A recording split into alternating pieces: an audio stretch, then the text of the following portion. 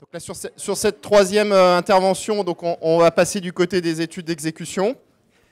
Donc c'est Benoît Kézac qui a pour rôle professionnel des directeurs du bureau d'études d'exécution chez Bouygues Construction, la filiale habitat résidentiel. Je pense depuis toujours, je ne sais pas si tu étais passé toute ta carrière. Et donc tu connais par cœur les sujets de voile par passe avec tes activités. Donc tu as eu en charge d'animer le sous-groupe sur les études d'exécution et je te laisse la parole. Merci Benoît. C'est gentil. Moi, particularité par rapport à Jean, c'est que je ne suis pas géotechnicien. D'accord. Personne n'est parfait. Comme Jean, j'ai mon pendant, lui il a son Anne-Marie, moi j'ai mon Evelyne Osmani. Donc chacun, voilà. Et donc, voilà, on est partenaires. Particularité donc, de cette phase d'exécution. Donc, moi, ce que j'ai essayé de faire quand même dans cette partie, on va dire, exécution, c'est bien de se rappeler que moi, je voulais écrire des prescriptions qui étaient adaptées à l'ouvrage, donc au voile par passe. Moi, je voulais écrire des prescriptions de calcul qui étaient adaptées aux intervenants qu'on avait sur les chantiers de voile par passe. En l'occurrence, la particularité que les calculs sont en général menés par des bureaux d'études structure et je voulais que ces prescriptions elles soient adaptées aux gens qui faisaient et aux gens qui calculaient. Et avec Evelyne, on s'est attaché quand même à se rappeler quels étaient les risques des voiles par passe et donc de mettre des prescriptions où on mettait le poids sur les éléments à risque. Et comme disait Jean tout à l'heure, par exemple, on a très peu de défauts de ferraillage de voile sur des voiles par passe, malgré tout. Donc, ce n'était pas la peine de mettre le poids du corps sur ce thème-là, même s'il faut qu'il soit bien calculé. Et je n'ai pas d'état d'âme avec ça.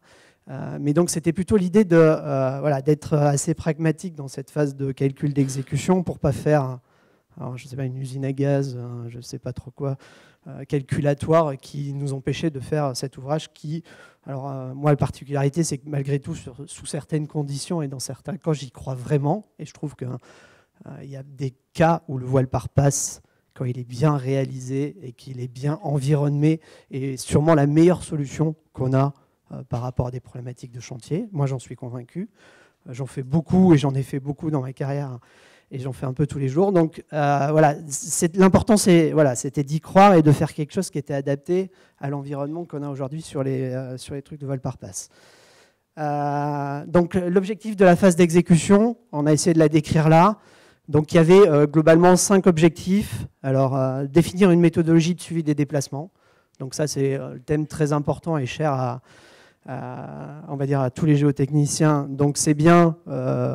on a dit, c'est des déplacements de l'ordre de 2 à 4 cm. Il faut que le voile il soit adapté aux conditions du site. Là-dessus, c'est évident. Et après, une fois qu'on a dit ça, mettre en place un vrai suivi de déplacement qui doit entraîner, on va dire, tous les gens de la construction du voile par passe, que ce soit les bureaux de contrôle, les géotechniciens, l'entreprise de voile par passe, l'entreprise de terrassement, l'entreprise de gros œuvres. Donc tout ça, il faut que ce soit suivi. Donc on avait un thème sur vérifier la stabilité générale. Moi j'ai toujours considéré que la stabilité générale du voile par passe, elle devait être gérée dès la phase amont, parce que ça doit être si ça ne marche pas, ça ne sert à rien de présenter la solution. Donc ça ne sert à rien de se dire que c'est un problème d'exécution.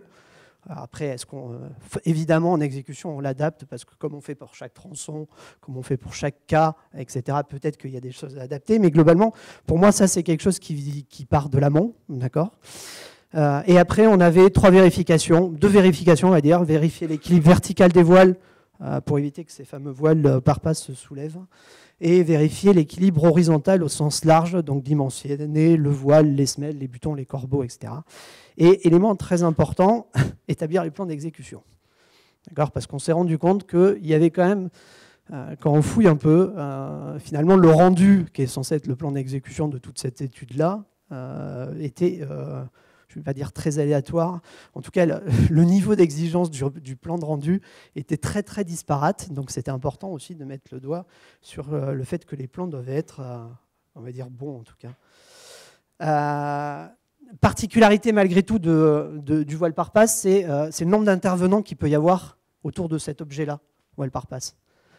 Là, j'ai essayé de faire une espèce d'organigramme. Mais donc, il y a bien les études de conception en amont qui donne des caractéristiques géotechniques, des vérifications de faisabilité, etc. Et après, une fois que vous rentrez en exécution, donc il y a globalement une mission que j'ai appelée un géotechnicien G3, qui est censé coordonner toutes les étapes géotechniques de cet objet-là. On a une entreprise de voile par passe que j'ai remis avec l'entreprise de terrassement, parce qu'en général, c'est la même personne qui fait ce travail-là, et donc qui, lui, organise son chantier, propose des phasages, propose des installations de chantier. On a souvent une entreprise de rabattement de nappe, parce que oui, malheureusement, on fait souvent ça sous rabattement de nappe, même si le calcul du voile se fait hors d'eau. Il y a toujours une entreprise de rabattement de nappe qui s'occupe de la gestion de l'eau. Et puis, il y a ce que j'ai appelé une entreprise de gros œuvres et un bureau d'études structure qui, lui, va calculer, proposer des solutions de calcul, proposer des plans, etc. Donc, la première question qu'on s'est posée, c'est comment calculer la poussée. Voilà. Donc ça a été notre premier débat qu'on a eu dans la réunion. Donc, on va dire le premier élément important, c'est qu'on a dit qu'il faut faire des calculs phasés. Oui, par ceinture horizontale. Donc on a malgré tout assez vite éliminé le calcul des effets de voûte ou des choses comme ça, parce que c'est très difficile à modéliser. Mais donc au moins phaser notre calcul de façon horizontale pour avoir les bons efforts dans les bonnes passes et au bon moment. On est quand même arrivé à la conclusion quand même que la poussée, ce serait la poussée active, car avec un lambda sur phi égale 0, du fait de la volonté de mettre pas mal d'encadrins derrière les voiles pour gérer l'eau. Donc on a dit pas d'inclinaison de la poussée derrière le voile, avec une poussée active K. Donc ça, c'était les conclusions assez rapides. Quand on a commencé à faire nos premiers calculs, simulations, de calculs phasés, etc., on s'est dit, aujourd'hui, moi pour l'avoir vécu depuis 20 ans, tous nos rapports de sol donnent, je ne vais pas dire tous parce que ce serait... mais beaucoup de rapports de sol donnent C égale 0, phi égale 25 ou 30 degrés. Alors vous pouvez vous amuser à faire tous les calculs que vous voulez avec ces coefficients-là. Le voile par passe, vous le pliez, vous le rangez et puis on n'en fait pas. Mais alors que aujourd'hui, ça marche et on en fait quand même tous les jours. Moi, j'en fais tous les jours. Donc on s'est dit, il y a un moment, il va falloir qu'on définisse quand même des coefficients qui nous permettent de justifier que dans des conditions bonnes, pas d'argile verte, j'entends souvent argile verte, sac de Fontainebleau, voilà, mais dans des bonnes conditions avec des bons sols adaptés, on va dire, à la réalisation des voiles par passe, il faut que ça marche, il faut qu'on arrive à démontrer par le calcul que ça marche. D'où l'apparition de ce C-Travaux-Phi-Travaux qui nous aide bien à gérer les phases provisoires. J'ai marqué les surcharges doivent être cohérentes avec les installations, avec les contraintes de travaux. Oui, il y a des surcharges provisoires, des surcharges définitives. Il faut qu'on ait bien conscience du chantier qu'on est en train de faire. Moi, je ne suis pas géotechnicien, donc la géotechnique me fait un peu moins peur. Mais quand je vois une pelle mécanique qui est au-dessus d'un voile par passe avec 3 butons, petits butons FI20 en bois qui tient la pelle mécanique qui est en train de terrasser, moi, ça m'inquiète.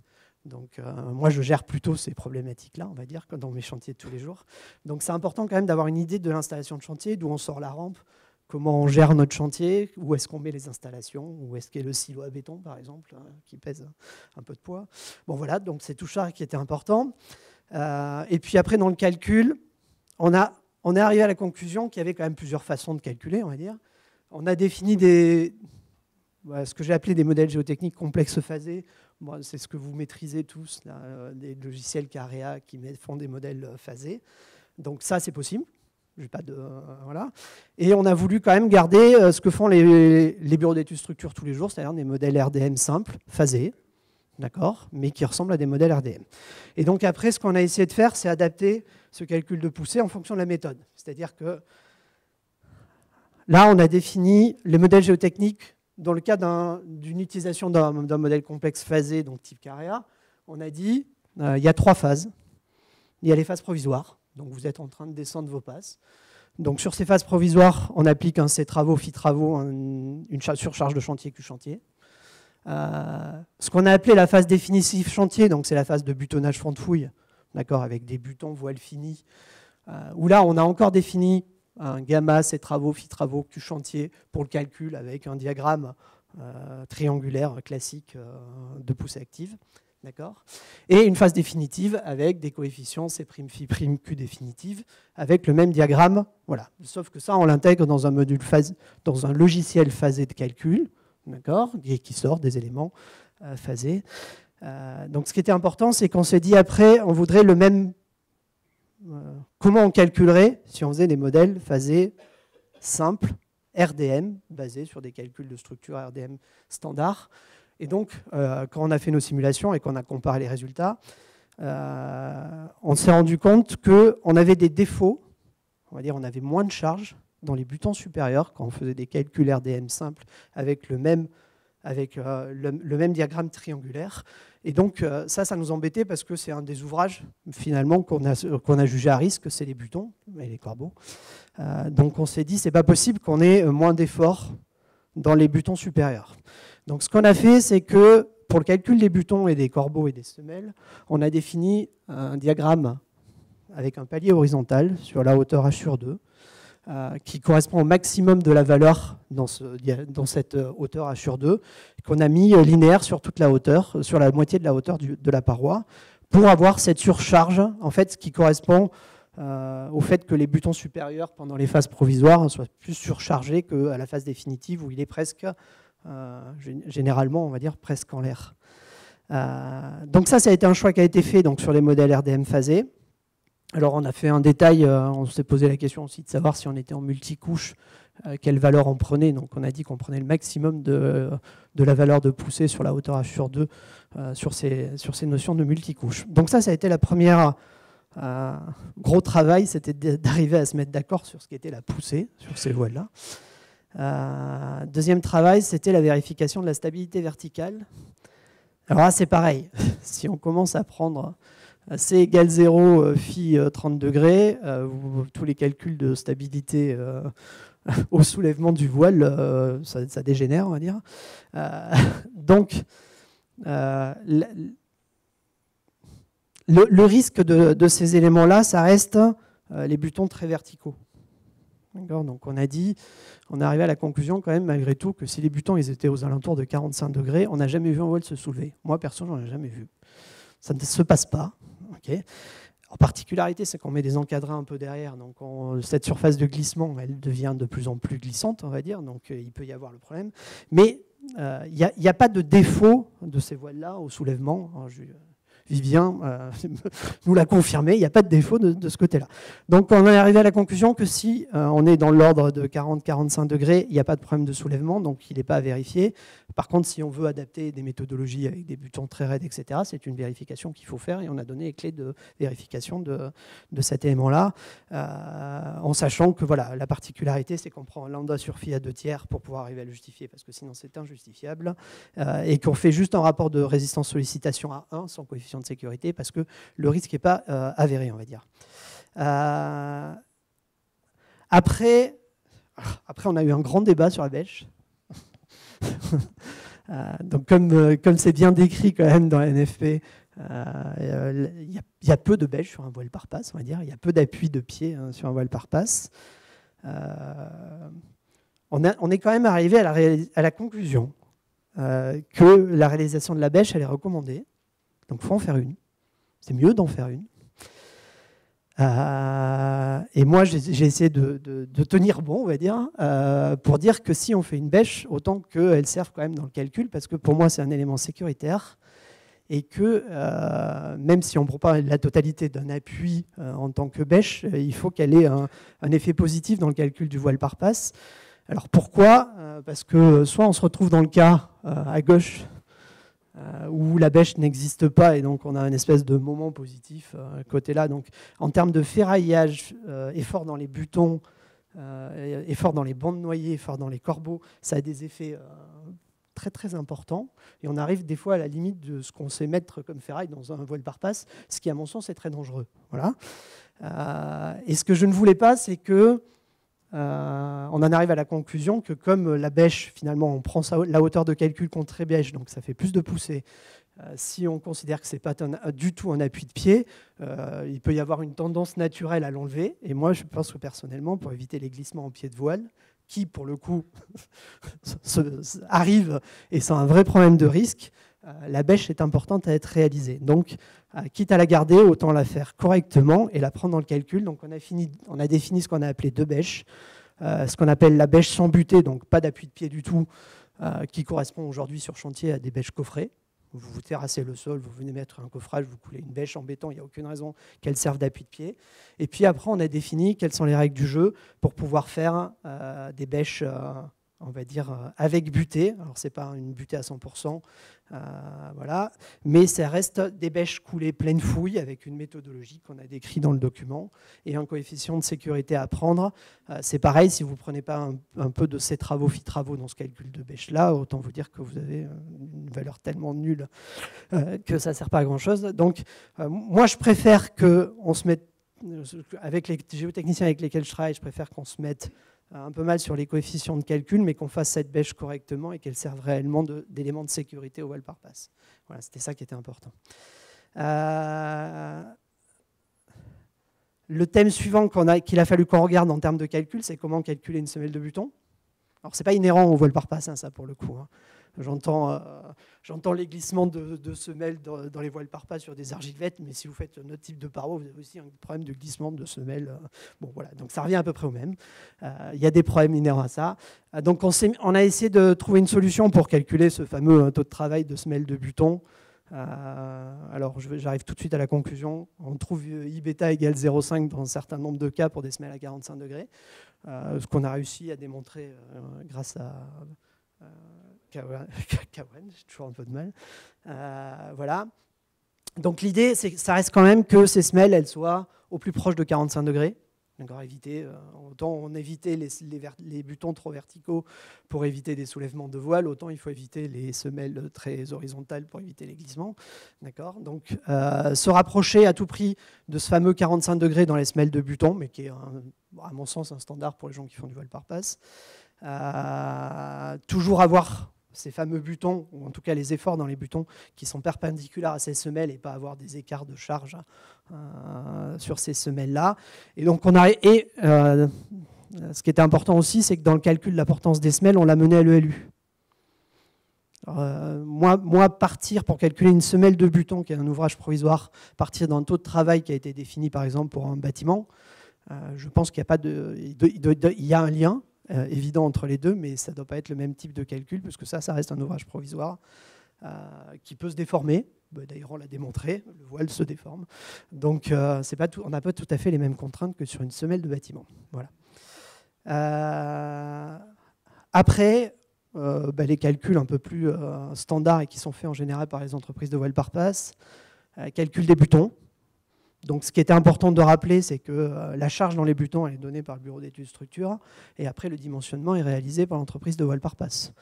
D'accord. Donc, je vous ai mis des abacs de l'époque, du bon temps, qui permet de calculer un voile par passe, en sachant ce qu'on a mis comme élément important malgré tout, ça reste que les butons bois, ils sont souvent réutilisés. Donc on peut avoir quand même des soucis liés à la réutilisation de ces butons. Donc vérifiez bien que les sections de butons sont homogènes et que le buton est en bon état, parce qu'on a eu quelques sinistres liés à ça. Donc ça, c'était en termes de butons. Si on va jusqu'au bout, on arrive au corbeau. Alors ça, c'est un ouvrage un peu technologique malgré tout, dans le voile par passe, qui est soumis quand même à pas mal d'aléas. Donc on en a défini 2 types de béton. Donc il y a le buton béton, le corbeau béton que vous voyez au milieu, le corbeau métallique, qui est quelque chose qu'on fait assez souvent, qui a des gros avantages en termes de sécurité, en tout cas en termes de démontage et de sécurité pour le démontage. Ça c'est un ouvrage, on va dire, solide. Par contre, en termes de rattrapage de voile, de démontage, de pénétration d'eau, etc., c'est pas forcément des grandes solutions.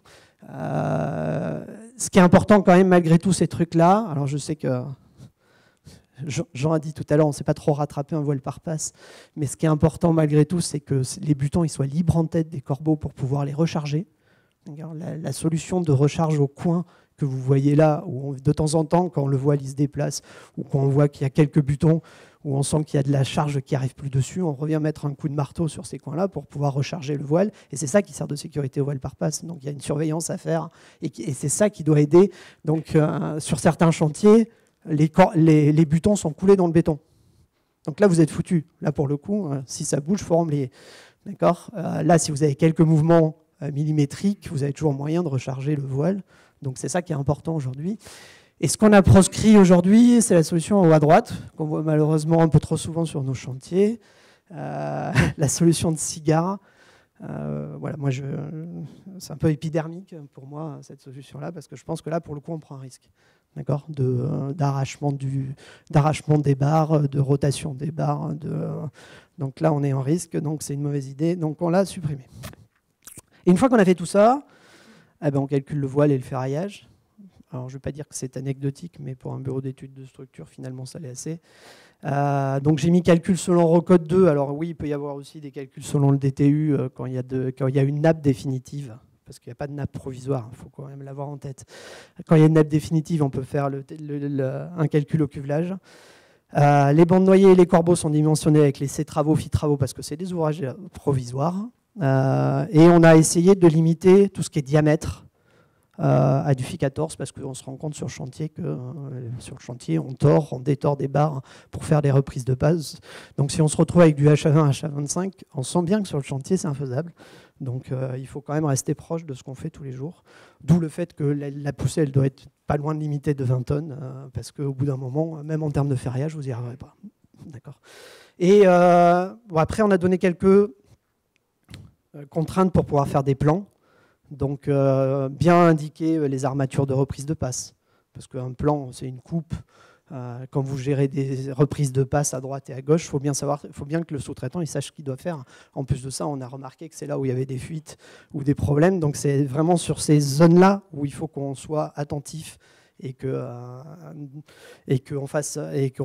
ait de la méthode, on va dire. Donc toujours des équivalences, des notions de recouvrement, quelles sont les longueurs de barres à recouvrir, etc. Et après, alors je ne vais pas dire le plus important, mais en tout cas, l'élément important, c'est de passer en plan.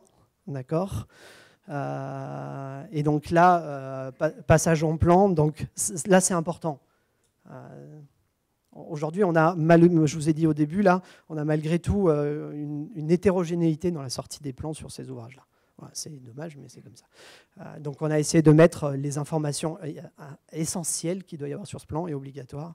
Donc, évidemment, un voile par passe, ce n'est pas tout seul. Donc, on construit un bâtiment après derrière. Donc, tout ce qui est la structure définitive du bâtiment, elle doit apparaître avec ses fondations définitives pour ne pas avoir d'interface entre les fondations provisoires et les fondations définitives. Les charges de butons, elles doivent être indiquées parce que sinon, le sous-traitant ne peut pas calculer ses butons et mettre les butons correctement. Il doit y avoir des ferraillages de semelles. Il doit y avoir des coupes, des élévations. Et une fois qu'on a dit ça, théoriquement, Valentin, il peut venir présenter la façon de faire. Et puis je réponds à vos questions. Voilà.